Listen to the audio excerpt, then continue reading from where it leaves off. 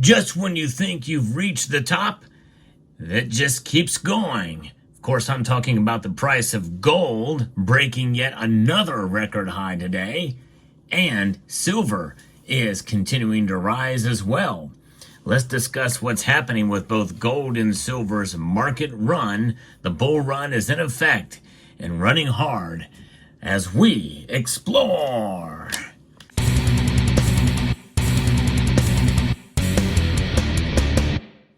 Yep, gold and silver continue to go up, and primarily for one reason: fear of tariffs. Indeed, we have a reprieve of tariffs in Canada and also the United States of Mexico. No tariffs for 30 days as a deal has been reached.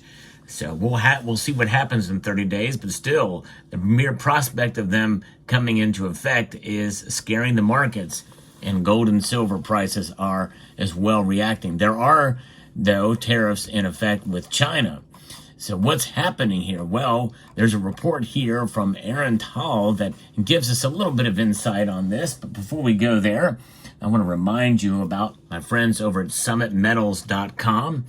They have some really good deals on precious metals, gold and silver. So check them out and check their website out and let me know what your thoughts are about them. And pose some questions. I'm going to probably be interviewing them very soon, and we need some more questions. So if you have a question for Summit Metals, just type the word Summit Metals in all capital letters, and then a colon, and then type your question out there, and let me know what your thoughts are. If you ever wanted to ask a bullion dealer, they're very responsive to suggestions and questions, and we're going to try to get to as many of them as possible in the upcoming interview. So there is a lot of things happening around the world right now, especially with United States policy. And it continues to drive the markets, especially with gold and silver.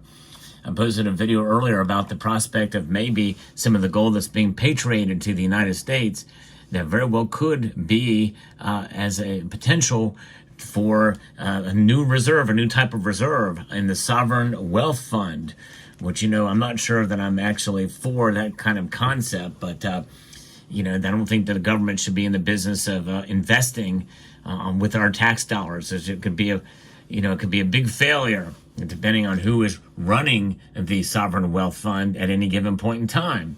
But notwithstanding, gold's prices are rising, I think in part because of that, but mainly because of the trade war turmoil. On Tuesday, spot gold has risen dramatically.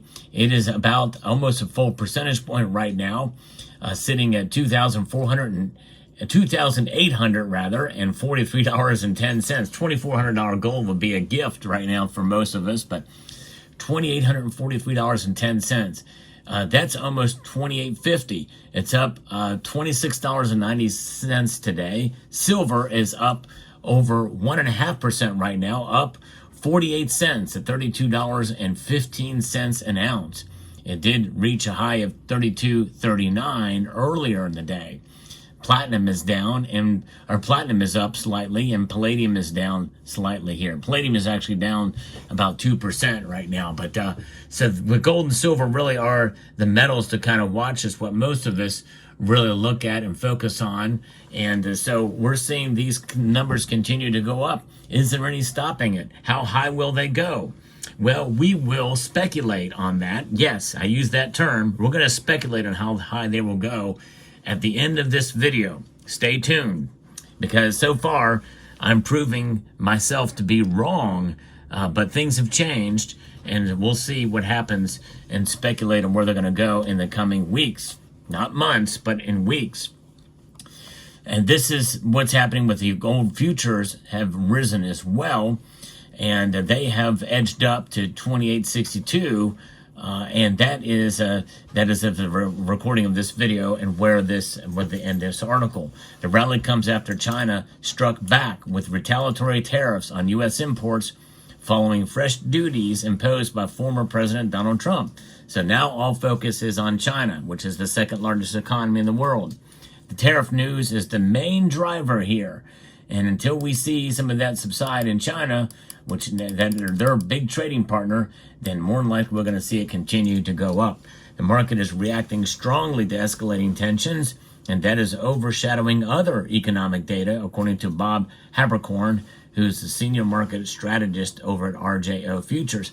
And that just goes to show you, folks, that when you look at things like this about the prospect or of a trade war happening now with China and maybe even returning for Mexico and Canada, well, that is going to have a dramatic impact on the markets, and they're going to react emotionally to it. The dollar, which was strong at the beginning of the week, has fallen, and that has made gold more affordable for foreign investors and adding further fuel to the metal's upward momentum. What is the dollar index right now? Well, right now it is sitting at 108.01. It's down at about a half a percentage point. But the latest milestone that is driving what's with gold and by extension silver is China's swift response to new U.S. tariffs that have intensified market fears, pushing investors towards safe haven assets. And right now, silver especially is acting like a safe haven because what tariffs are is taxes. And if they're going to be increasing tariffs on us and we have higher tariffs on them, that means goods that have silver in them are going to be more expensive, which means less demand for silver, if that's the case. And that means lower prices for silver down the road, but not now. Now the prices are up. So this is one of those times where I think we ought to hold the line and just watch what happens with the markets.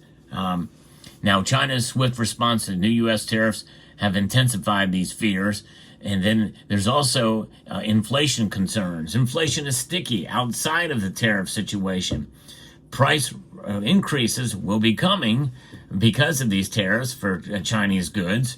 And that is what is raising fears of higher prices, which are in part contributed from inflation and higher taxes, prompting some Federal Reserve officials to caution against hasty interest rate cuts. And we know that's not going to happen anytime soon, and probably shouldn't happen anytime soon, considering the rising cost of goods and services with these with inflation and tariffs now. The weakening dollar has also played a crucial role in boosting gold prices, as a lower greenback makes bullion more attractive to investors using other currencies. So what are we looking for gold in the coming weeks here? With trade tensions showing no signs of easing and inflation risk looming, analysts believe gold's rally may have more room to run up. Investors are also keeping an eye on the key economic indicators this week, including U.S. jobs opening data, an ADP employment report, and Friday's payroll numbers, which could further influence market sentiment. Yes, they could, and they could have a sort of a softening effect on the market price, depending on where those numbers go. If they look good, well, that means that likely gold and silver may ease back a bit, but not by much because of the tariff fears. The trade wars are in effect, at least with Canada. And so I think perhaps we may see $2,900 gold. That's my feelings, that we may see $2,900 gold as long as this fear comes into play in the coming week or so. $2,900 gold is what I had predicted to happen before the end of the year. We may get there much sooner than I had anticipated. But I think once these tariffs are in place and in effect, and the market absorbs the consequences thereof, I think gold is going to pull back somewhat, not by a whole lot, but I think that's down the road before we see it maybe even go back up again. Silver is a different animal. I think the prices will probably follow gold, and we very well could see maybe $33.50 silver during this period of fear. Not much more than that. Now, for those of you who've been following my channel, you know that I made a prediction at the very end of last year that I think silver will touch, at some point during the year, $36. So you'll notice I've not made that claim of what's going to happen with silver in the coming weeks, but we could still see it go up. But I don't think it's going to go up to 36 during this period of fear. I think other factors may come into play to cause it to rise to $36 before the end of the year. But that's going to be a tough fight for silver. Silver is a very volatile metal in terms of its price structure and considering what it's done today, it has outperformed gold today, really by about 150%, or by 50% rather, and that has narrowed the gold to silver ratio to 88.71, but it's still very high. And when gold gets smacked down, silver gets smacked down even more typically. And so we have to look at that. We also have to look at the supply chain and the dislocation that we've been seeing in the LBMA and COMEX, which is really not fully manifests itself in terms of the market price. It's just gold and silver moved around. A lot of it patriated here to the United States of America. So we'll see how that plays out. But a lot of it has to do with policy, and also in terms of inflation. It has remained sticky. You couple that with tariffs and the cost of the economy for that, it's a winning combination for market uncertainty and higher prices in the short term. So we'll see here. Gold's record-breaking surge is more than just a reaction to the latest economic headlines. It underscores a broader trend of global uncertainty, inflationary concerns, and shifting financial dynamics. As the trade war intensifies and central banks navigate uncertain waters, gold's role as a financial safe haven has never been clearer. We know that. And that's in fact, when gold prices rising here today is another piece by Barron's that talks about that it's keep hitting record highs, mainly because of what's going on with tariffs, but also just because of what central banks are continuing to do. They're continuing to hold it. And but mining stocks are also doing better right now. The Van Eck gold miners are up today, and so has Newmont Corp and Eagle Mines and Barrick Gold have done very well. Will silver stocks or stocks that also follow silver, will they do well? I think so. Let's see how this all plays out. But there's your market report for today. Let me know what your thoughts are down in the comments section below. Hope you found this video informative, insightful, and educational. Would like to extend a multitude of gratitude to each and every one of you for taking the time to watch, and encourage you to please rate, share, comment, and subscribe.